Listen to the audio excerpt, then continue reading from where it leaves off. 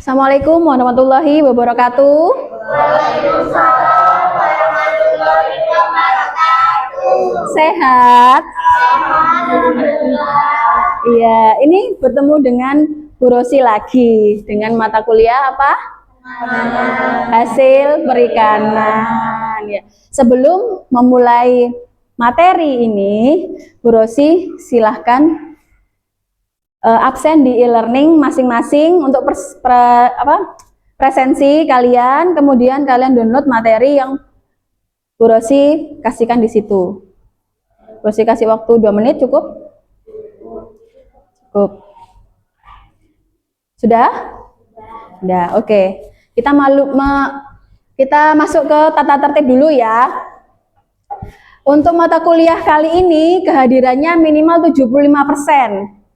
Jadi jangan harap kalian bolos ya, masuk ke mata kuliah Bu Rosi lebih dari 3 kali.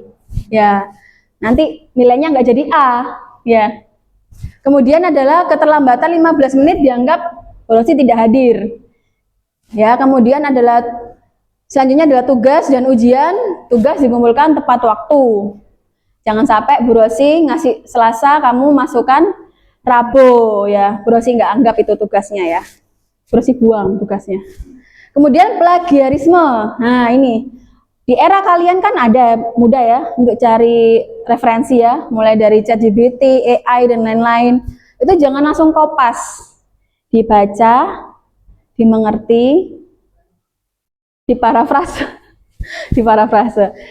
Jangan pakai bahasa AI ya. Kemudian bisa ujian susulan hanya dengan bukti resmi, misalkan UTS atau UAS kamu melakukan keterlambatan pembayaran atau bagaimana, nanti susulannya dengan bukti resmi ya.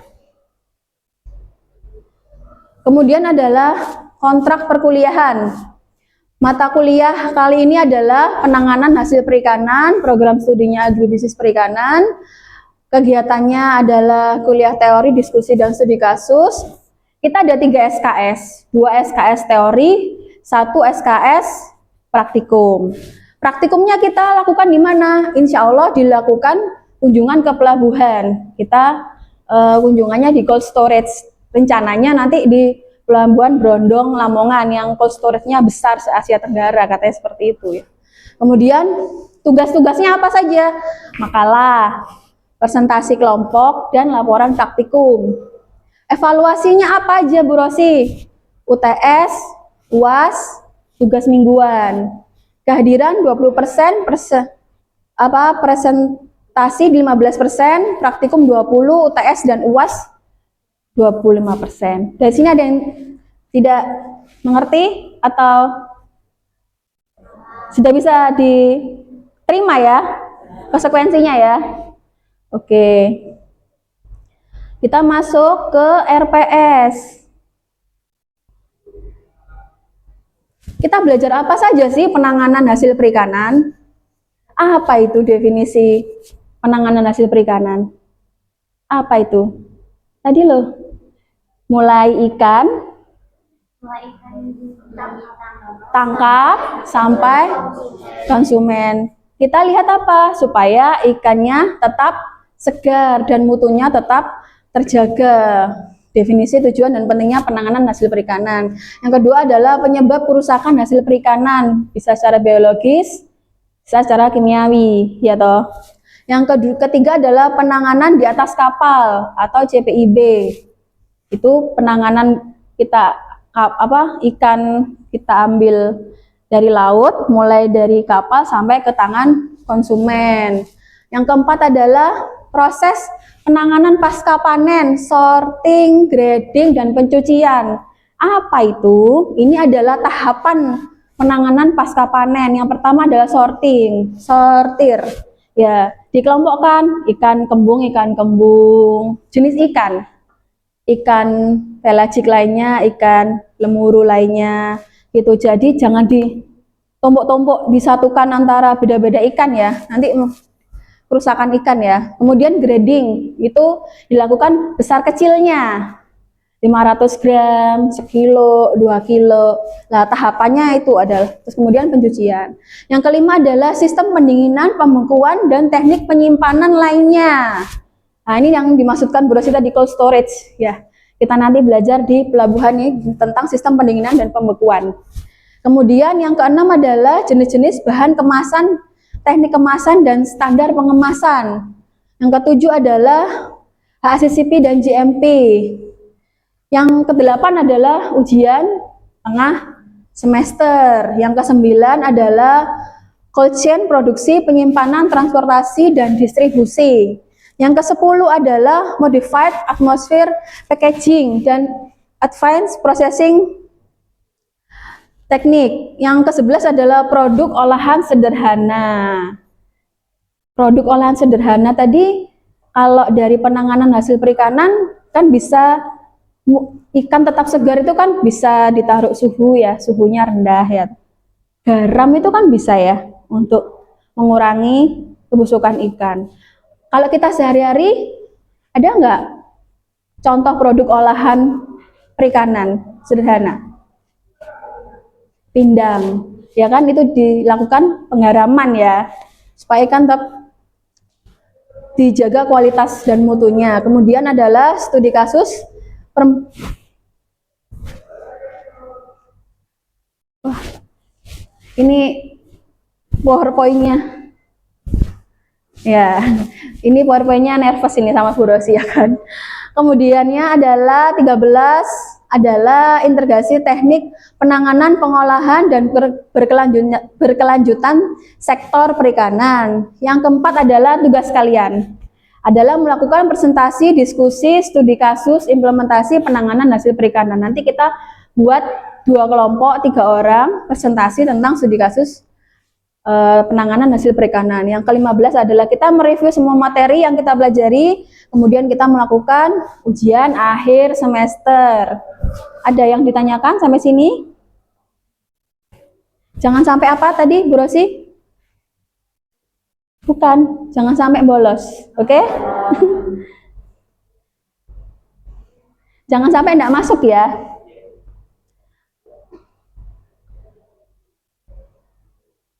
Nah, kita belajar pertemuan pertama itu penanganan hasil perikanan. Apa itu definisinya? Penanganan hasil perikanan. Ayo, sudah mahasiswa, bukan siswa lagi. Sudah di atasnya siswa loh ya. Sudah mahasiswa. Berarti masuk ke kampus, satu langkah ke ruangan Bu Rosi sudah tahu apa itu materi kuliahnya. Apa, Safira? Kegiatan untuk jaga kualitas Mm-mm. dan kesegaran ikan sudah ditangkap hingga siap produksi atau diolah dengan benar. Betul, 100 buat Safira. Ada lo? Ngerti? Atau membayangkan sesuatu? Hah? Ya, intinya penanganan hasil perikanan itu menjaga mutu ikan, ya kan? Menjaga mutu ikan mulai ikan ditangkap di atas kapal sampai ke tangan konsumen. Itu adalah inti pada pertemuan hari ini. Jadi keluar dari satu langkah dari kelasnya Bu Rosi, itu ngerti ya, apa itu penanganan hasil perikanan. Jangan sampai keluar satu langkah kelasnya Bu Rosi, nggak paham, nggak tahu ya. Jangan sampai gitu ya. Nah, ini definisinya. Penanganan hasil perikanan adalah apa, Mbak Devi, bisa dibaca? Penanganan hasil perikanan sebagian atau keseluruhan dari rangkaian kegiatan atau perlakuan terhadap ikan, mulai dari penyiangan, pemotongan, pencucian, sortasi, pembekuan, pengemasan, penyimpanan, dan pendistribusian. Nah, ini adalah inti dari penanganan hasil perikanan, mulai dari penyiangan, pemotongan, pencucian, sortasi. Apa ini penyiangan? Ada yang tahu nggak penyiangan ini apa? Apa Mbak Mila?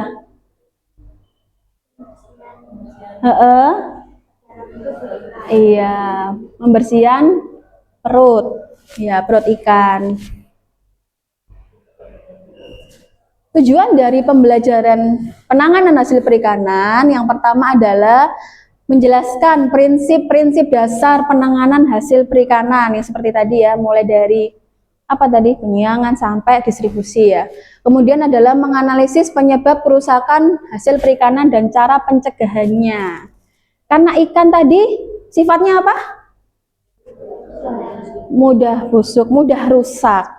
Ya, jadi kita tidak bisa meningkatkan kualitas, kita hanya bisa mempertahankan mutu supaya ikan tetap segar. Ya.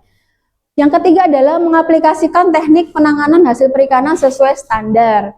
Yang keempat adalah mengevaluasi penggunaan sarana dan prasarana penanganan hasil perikanan. Sarana dan prasarananya di atas kapal itu apa aja ya. Yang kelima adalah menerapkan konsep sanitasi, higienitas dan keamanan pangan. Itu kebersihan kapal. Jangan sampai palka ya, tempat penyimpanan ikan di kapal jangan sampai kotor, harus bersih. Nah, nanti kalau nggak bersih, itu ada standarnya ya. Cara penanganan ikan yang baik itu ada standar SNI-nya. Itu kalau nggak higienis, nah itu disemprit nanti kapalnya. Kayak kita punya sepeda motor, punya STNK ya, punya suratnya ya, ya sama. Ikan juga, kapal juga. Nah, pentingnya apa sih? Pentingnya mempelajari penanganan hasil perikanan. Yang pertama adalah menjaga mutu dan kesegarannya. Yang kedua adalah mengurangi kerugian pasca panen. Jadi kan kita mempertahankan mutu ikan, jangan sampai ikan itu banyak yang rusak atau busuk ya. Jadi kita mengurangi kerugian pasca panen. Yang ketiga adalah menjamin keamanan pangan. Yang keempat adalah meningkatkan nilai tambah. Apa itu meningkatkan nilai tambah? Ekspor tuh 100 ada loh, ekspor ya kan, karena ikan tadi dibekukan ya kan, ikan beku yang grade A nilainya kan bagus ya, kemudian bisa diekspor. Contoh misalkan tuna di Indonesia misalkan 1 kilo 50.000, nanti diekspor bisa lebih kan dari 50.000, itu namanya meningkatkan nilai tambah produk ikan, karena ikan kan sifatnya mudah rusak ya. Kemudian adalah menjaga ketahanan pangan nasional. Nah, penanganan ikan, kita belajar yang pertama adalah ikan. Mutu ikan. Apa itu Dep, mutu ikan Dep? Ada yang tahu? Kalau yang tahu angkat tangan? Ya. Tingkat penerimaan konsumen terhadap ikan berdasarkan serangkaian kriteria kualitas dan mutu yang meliputi faktor fisik, kimia, dan biologi. Kriteria ini mencerminkan kesegaran kandungan gizi, keamanan pangan, dan lakukan ikan yang memenuhi atau melampaui standar yang tinggi. Ya betul, 100 untuk Debbie. Kemudian adalah perubahan ikan setelah mati. Kemudian kita belajar penanganan ikan di atas kapal. Langsung saja ya. Nah, kita sudah pasti tahu kan, kalau kita pengalaman ke tempat penjualan ikan, TPI atau pasar, kita cara membedakan ikan bagaimana? Yang pertama adalah ais mata. Matanya gimana Bu Rosi? Yang segar adalah menonjol, cerah ya kan. Terus yang tidak segar, cekung, putih susu, keruh ya kan. Kalau sudah seperti ini ikannya jangan dibeli. Itu pasti sudah tidak enak, tidak gurih ya kalau ikan laut ya. Tidak segar lagi. Kemudian tekstur daging. Kalau kita pencet tengahnya, kita pegang, elastis, cepat kembali ya, padat. Kalau tidak segar, lama bekasnya hilangnya ya kan, untuk kembali ke normal. Insangnya cerah, merah cerah. Kalau tidak segar, keabu-abuan. Bau, pasti bau, udah tahu. Pasti kalau udah bau nggak usah dibeli ya. Kalau ikan ya. Kemudian perut dan sayatan daging, kalau ini dagingnya melekat, yang satunya dagingnya mudah lepas. Kalau kita pernah pegang ikan terus kemudian kepalanya ya, kepalanya mudah apa itu patah ya, itu dikatakan sudah tidak segar lagi. Kemudian perubahan ikan setelah mati. Nah, apa ini Bu Rosi ini lagi nih? Tahapan kemunduran ikan. Kita belajar tahapan kemunduran ikan. Apa itu tahapan kemunduran ikan? Ada 3 tahapan kemunduran ikan. Ya, pintar terus Safira. 100. Yes. Apa itu? Prerigor. Dari rigor, ikan masih segar memiliki karakteristik yang mirip dengan ikan yang masih hidup. Iya. Otomatis ketahuan tubuh ikan. Mm-mm. Kalau pas rigor itu udah mulai lunak dan pembusukan oleh Nah, prerigor ini kan masih segar ya. Ikan setelah mati atau ikan dalam keadaan setengah-setengah hidup, setengah mati ya. Kalau misalnya ikan lele terus tiba-tiba masih bergerak ya kan. Ya, prerigor. Rigor mortis itu tadi kekakuan pada tubuh ikan. Kemudian post-rigor. Ini adalah yang paling ujung adalah termasuk ikan yang busuk dan tidak segar. Ada pertanyaan? Dimengerti? Kemudian kita belajar faktor-faktor apa sih yang mempengaruhi mutu ikan. Yang pertama adalah cara dia mati. Ya, kalau meninggalkan manusia ya, kalau ikan mati ya. Cara ikan mati, contoh ikan tuna yang besar, dia ditangkap oleh nelayan. Kan pasti dia melawan ya, melakukan perlawanan ya. Kalau perlawannya terlalu besar atau terlalu banyak, kemudian darahnya sampai kemana-mana, itu ikannya cepat busuk juga. Jadi caranya ikan di nelayan di lapang nih, pasti nelayannya itu menutup mata ikannya, ditutup biar nggak panik ikannya ya. Terus kemudian dikasih kain basah gitu supaya ikan tidak meronta-ronta, tidak melakukan perlawanan, supaya ikan mutunya bagus. Yang kedua adalah kondisi biologis dan lingkungan. Nah, kalau ikan makannya terlalu banyak, kemudian ditangkap, itu juga mempengaruhi mutu ikan. Karena dia mudah busuk kalau dia dalam keadaan kenyang. Yang ketiga adalah cara penangkapan dan penanganannya, metode, alat tangkap, dan jenis ikan. Yang keempat adalah suhu. Yang kelima adalah sanitasi dan hygiene. Ada yang tanyakan? Sebelum Bu Rosi lanjutkan? Aman? Nah, ini adalah materi selanjutnya yang kita akan pelajari di materi yang kedua tentang penanganan di atas kapal.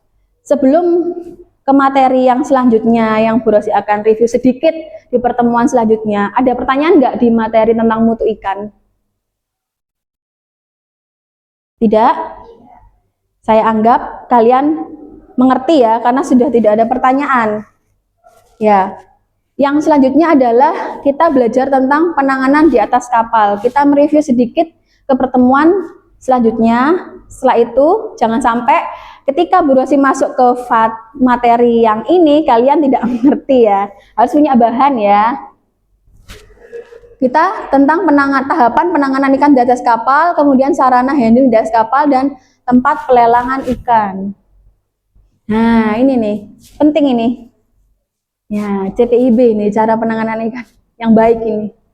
Yang pertama apa? Betul. Yang kedua?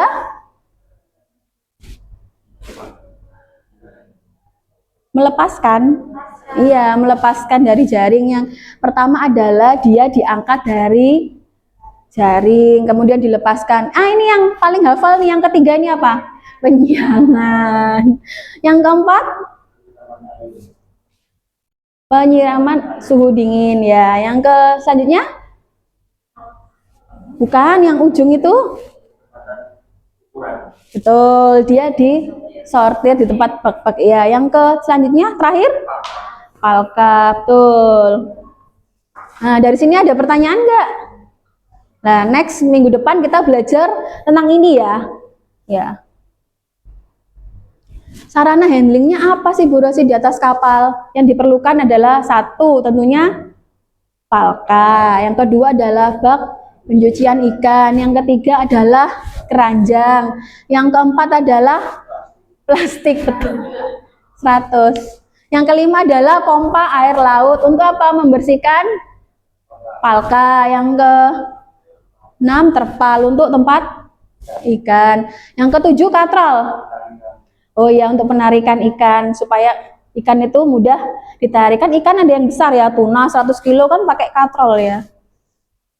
Kemudian pisau, sarung tangan. Jangan sampai kita menangkap ikan dengan tangan kosong, harus pakai sarung tangan.